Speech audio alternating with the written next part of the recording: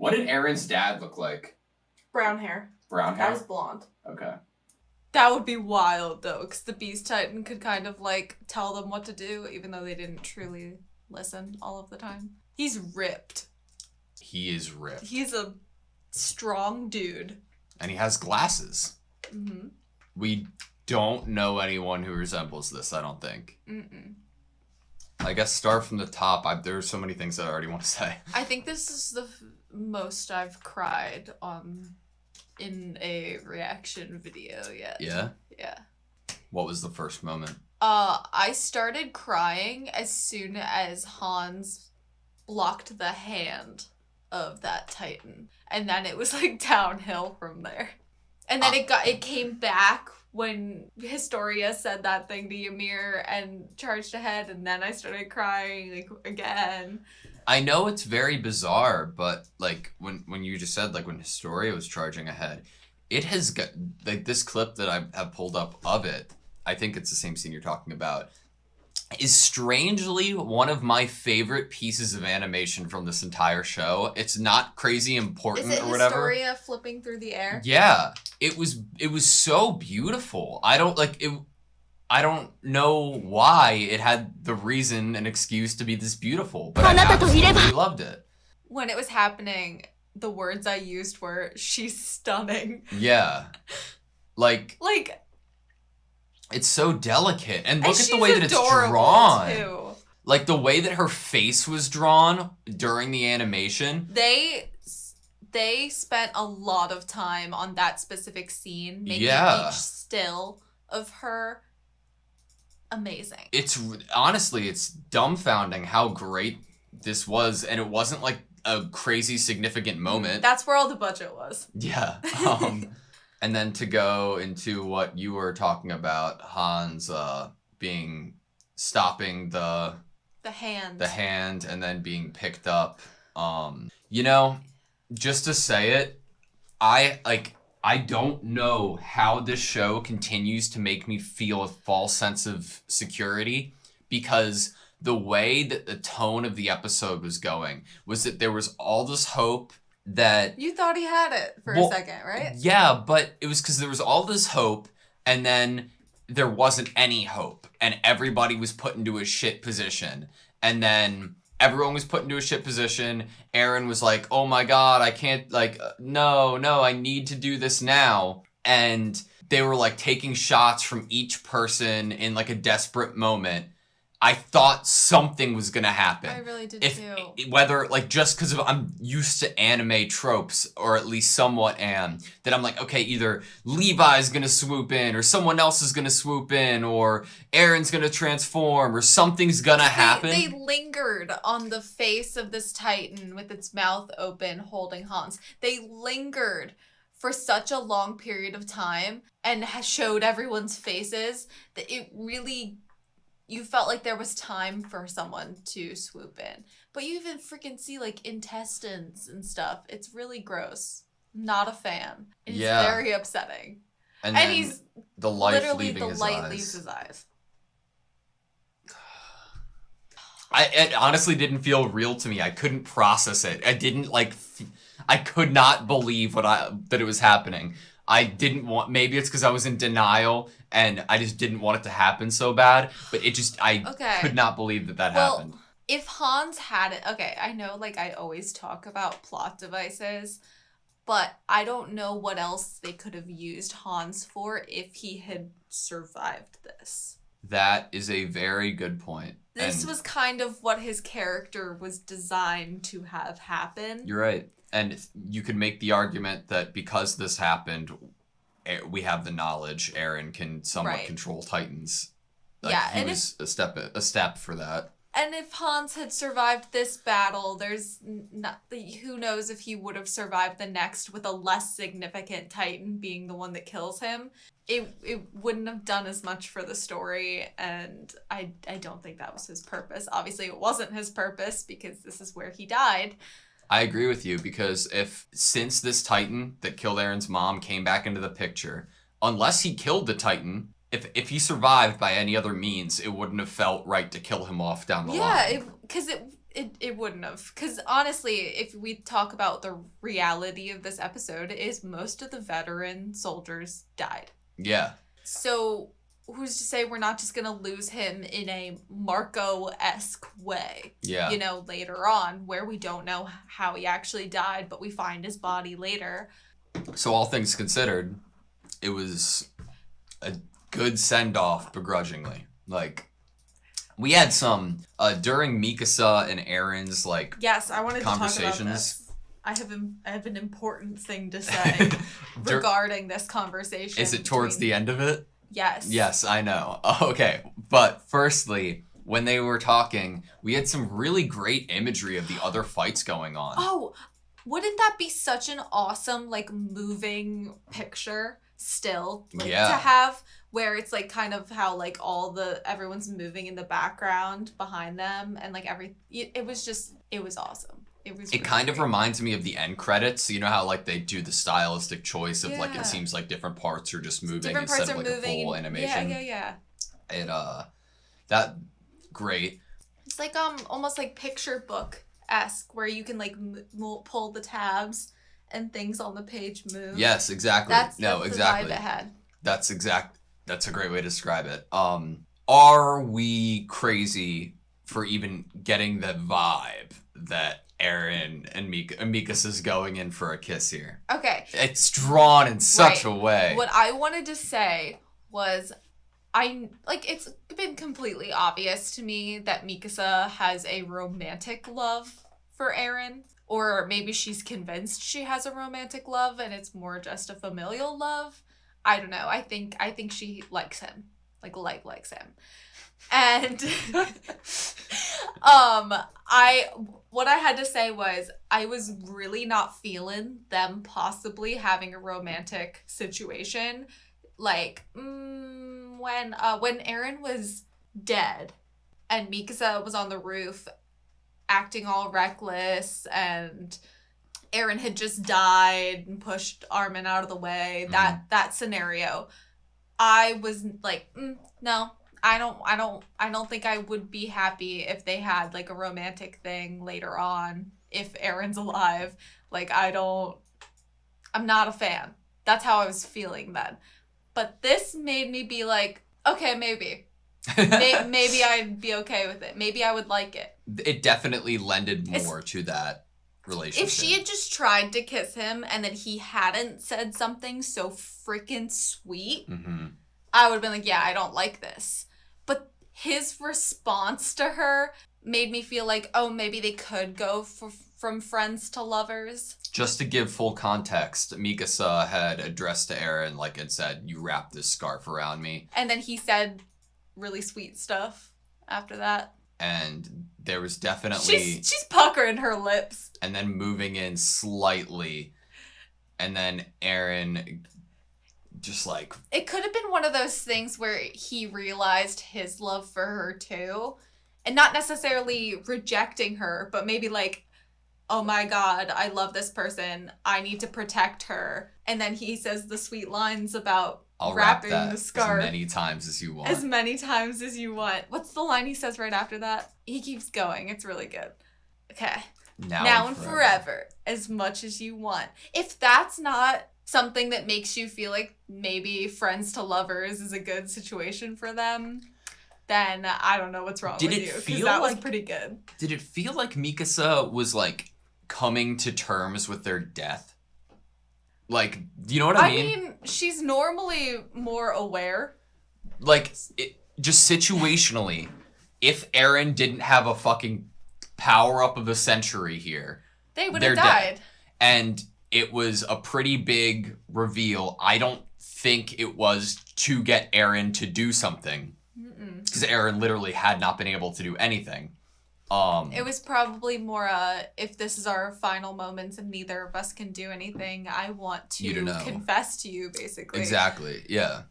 And through his, I'm going to say, drive? What do you think drove him? It's about power. Clear goal was one of the indicators that we learned in season 1, episode 19. Well, his clear goal is to be able to wrap that scarf around Mikasa from now and forever. Yeah. So and he has a clear goal now. we had some crazy ass animation for this. Even we It's know veiny. that They draw these veiny tendrils coming out of his fingers in like rainbow colors. and it looks awesome. It looks awesome. We know that Eren and the other Titans have like superhuman healing capabilities, but this is to a different level. This is like accelerated to the 9th degree. We spent the past like 2 episodes with Eren slowly growing stuff back, and he just fully healed right here. See, I didn't even see that it was healing. In my mind, as I was watching it, it felt like he was powering up his fist. Which I guess it does both. And then it just smack. And then nothing happens. So he smacks the hand of the Titan. I have a question. From this scene and then Hans's scene blocking the Titan strike, are we made to believe that Eren and potentially Hans have the power to nullify the Titan's power? In a pure strength like way. We know that Hanji was saying something about their weight. Do they is their force not much? I don't know, because we've seen people get schmacked exactly by Titan's hands, on rooftops. Yeah, and their destruction to buildings. And I would have to go back and see that shot of Hans jumping in front of the hand. I would like to go back to that. It could have just been a scoop, the Titan was scooping, and not a slap kind of hit. I think that they were drawing definite relationship parallels between Mikasa and Eren and Ymir and Historia in this episode. Both of those pairs told each other very big things, and it's clear that they were one of them is living for the other one or not living for themselves. I agree with you. It's really great to have those parallels in this episode. It does feel very intentional that they have those parallels, and I think that both of those relationships benefit of having the other in the story paralleling it, I do wonder if they're going to take Ymir and Historia in a romantic route as well, or if theirs is more a friend love. I think we'll get there, but in my opinion, Ymir's not alive anymore. I think she's a Titan for the rest of her life now. Really? Yes. Once we get there, I think we'll be able to elaborate on it. Okay. We'll get there. But for what we were just talking about with this Titan's attack on Hans, it feels like a slap, like a full powered slap. It feels like Hans a full powered slap. Just stops. It could have broken bones. Still! He could be moving on adrenaline to defend them and save them. You're right. It's just massive. Whatever. Maybe it was quick through the air, and that's why the animation, it was drawn that way. Maybe it was more that it was quick and not that it was forceful. Gotcha. Okay. Regardless, Eren had the moment where he punched and then seemingly punched through the Titan in a way that everyone felt it. Everyone felt it. Everyone. Insanity. He has the master key to what all the other people who can transform to Titans have a replica key. This is a beautiful shot that you have pulled up right now. It's what he has pulled up is right after Eren punches the hand and everyone feels it and the lightning bolts, and it's a shot of the Titan's hand and then Eren in action and then Mikasa looking on, and it's something out of a painting. It is. It's beautiful, and there's flower petals flying around in the air. I'm like, this is beautiful. I agree. So, do you think Eren was the coordinate or has the coordinate before he was injected with what his dad gave him? Or do you think that was it? Maybe what he was injected with is the thing. Me too. For a split second. I thought for a split second that Titan was going to jump on him after the punch. For me, I thought that Eren gained the power of Titans in his human form for a second. I thought that's the route they were going with it. The strength or something of being huge when you're tiny. Yeah, but seemingly he can just throw Titans at people. Like, as in, the like... better version of Reiner's throwing Titans. Honestly. Reiner wishes he had that. I was completely shocked by that being the power or coordinate that they were talking about. You know what's the biggest takeaway here? What? Without a doubt. You see Eren right here, right? Mm-hmm. This is Eren crying, saying, I still can't do anything. Biggest takeaway of the episode. What does he have around his eyes right now? He didn't have them before. The Titan lines. Oh, you're so right. I thought he didn't have them anymore. I thought that he might still have them from last time he was a Titan, but I just went back a little bit in the episode and he doesn't. So after... They had already gone away. So after regenerating his fingers, this was also a further, like, healing or progression on him. And having those lines that I thought were just from, like, the vein tendons connecting him to the back of the Titan.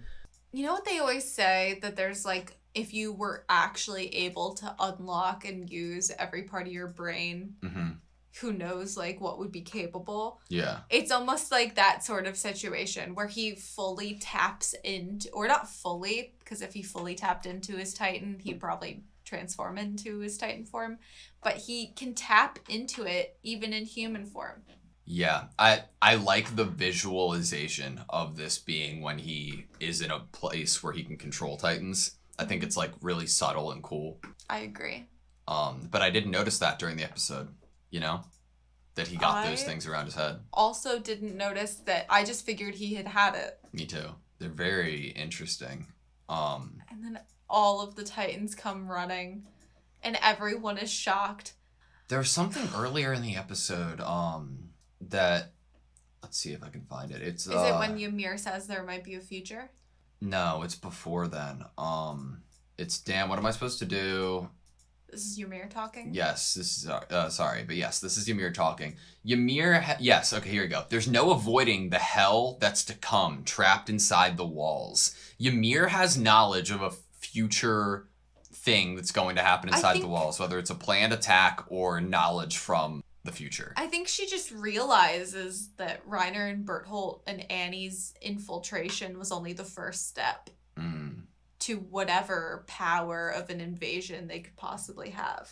That was my only chance to hand Historia over to their side. To me, it feels like their side has a planned attack coming that plans on even wiping out Historia too. Just everyone. Yeah, that's what Reiner said, is they came to basically wipe out all of humanity. So that Ymir wants to hand her over to save her before that happens. But we learn later on that potentially changes, like, her opinion on that. So yeah, Eren powered up. That was great. Everybody was shocked, don't know what's going on. And then Ymir had, that's why Reiner was so desperate for Eren, which means even inside the walls, there's a future. That's a great line. So I love it because it's, like, clear that Ymir knows stuff. Yeah. But she doesn't know all the stuff. Exactly. That's what I'm saying. Like, she doesn't know. She knows some of it, but she didn't know, seemingly, the extent of Eren's powers until right here. I feel like there's a lot of characters in the show that you can say something similar. That, like, we forget that they don't all have the same information. Like, Reiner and Bertholdt when it came to Annie and if she was being tortured or not. You know, you forget who has what information. Yeah. Yeah. Also, worst person imaginable. Well, Reiner said, why did the coordinate have to hands into the worst person imaginable? Yeah. Why is Eren the worst person imaginable? Well, because he's not just like, yeah, I'll go with you. The one person in the world I wouldn't want to have it, Eren, is you. Is it because he's so headstrong and stubborn? So, breaking down this scene, when they said, why did the coordinate have to fall into the hands of the worst person imaginable, they previously, I thought, referred to Eren as the coordinate. So I thought throughout this line, there was a possibility he was going to say, like, Erwin, like, your side is getting Eren, the coordinate. Yeah, that's what I was first getting out of that. But it's clear to us now that the coordinate is something within Eren, possibly what was given to him from his dad in that syringe, and Eren has that And the coordinate is that control over Titans, and Eren has it. Which is definitely going to make the mission to the basement a whole lot easier. If he can control it, yeah. Yeah, he doesn't even know how to transform into his Titan form upon command. So can he really master telling Titans what to do on command? Do you think that do you think Reiner and Bertholdt having those lightning shocks in them is them partly being controlled by Eren and them like fighting it? Like them also getting that command? I don't know if it's like being commanded or just being able to hear or sense the command. Yeah. It seems like they have their own autonomy over their bodies still. Maybe because of their human consciousness inside. Yeah. Because even Bertholdt is not in Titan form, but they even show Bertholdt's face, I'm pretty sure, with the lightning flash. They do. So I think it's more that they just could sense the command or the power that was exuding from because Eren. they're Titans. Yes. And we had the line later on about like the whole conversation that Titans are humans. How fucking... First of all, I don't know if all Titans are humans. I don't know what it is. But Eren basically controls humans, no? Which is a weird thought. So we saw like how Levi reacted to that piece of information. And obviously his first thought was, so you're going to tell me I've been running around using my energy to kill humans? Yeah. Which I'm sure if that is the actual truth of the matter, there's going to be a lot of people who struggle learning that information. You think so? Yes. Maybe it's because I wouldn't, because there's no other option. If your whole heart and soul is like, I'm going to protect all humans from these evil, otherworldly, other creature beings. And then you learn... Because if you think about it like a war, like human versus human, there's still sorrow and there's still sadness for some of the people fighting that they've killed other humans, even if they were on an opposing side. You're right. You're not going to not have empathy. It's just because they aren't strictly other humans on the other side, and they have that degree to them of them being monstrous figures that don't have communication, you know? Or a clear goal that is communicated. Then your thought is, what if I could have saved them? What if there's a way, like That's zombies true. Or something? What if there's a cure way or a cure to bring them back? Like if you think about Connie's family, all those people that were there killing Connie's family and friends are going to be like, oh my God, I just killed Connie's family and friends. What if they were able to change back? I agree with you. You wonder if am I wrong assuming that the orangutan was the one who turned them? Connie's village? I don't think you're wrong in assuming. I think we've seen that the Beast Titan... Well, I think that this episode was perfect evidence to say yes. Yeah. Because if Eren could command and call Titans in a way that even Bertholdt could feel in human form, then what if the Beast Titan showed up and commanded and they all felt lightning bolts inside their heads? This was evidence to that. That breeds the question, can Eren turn people into Titans? Can he awaken them? Is everyone a Titan? And they don't know it. What's the difference What between... came first? What's the difference between Eren's coordinate and then the orangutan? Like his person's power. Well, Eren's might be stronger. Because remember, the Beast Titan had to say multiple times to that little tiny Titan. Could be like a ripoff. Like a generic version of what Eren has. Yeah, like, that's why they need Eren. Yeah. Is because the Beast Titan's commanding voice isn't strong enough for everyone. Huh.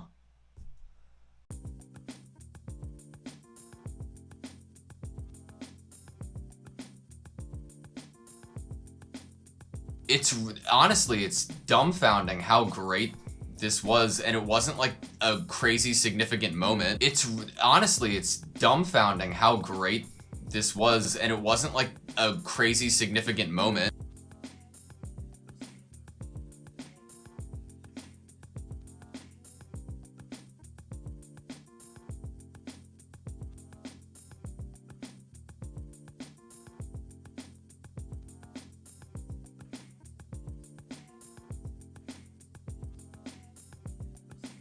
It's dumbfounding how great this was. It's dumbfounding how great this was.